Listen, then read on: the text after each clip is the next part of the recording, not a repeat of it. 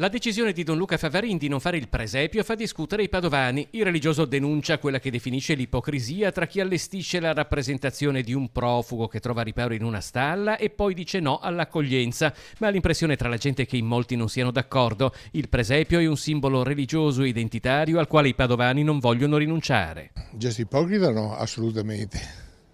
Questo è una cosa che si è sempre fatta da quando siamo al mondo e così deve continuare. Non è giusto, è come non mettere i bambini in Gesù, come tirare via Cristo per me non è giusto. Bisogna farlo a Natale. Cattolica e quindi ci credo. Per i credenti penso che sia interessante, sì.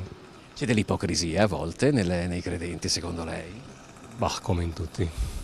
Lei fa il presepio? Sì.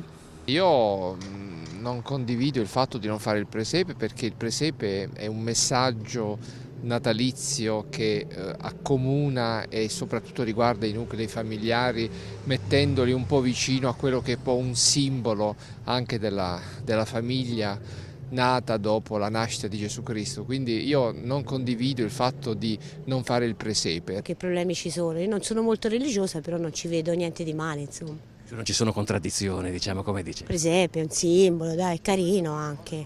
Lei lo fa? No, io non lo faccio perché non ho posto. Io ho fatto il presepio per tanti anni, anche nella parrocchia mia, quindi non so, si perde qualcosa di bello, di emozionante.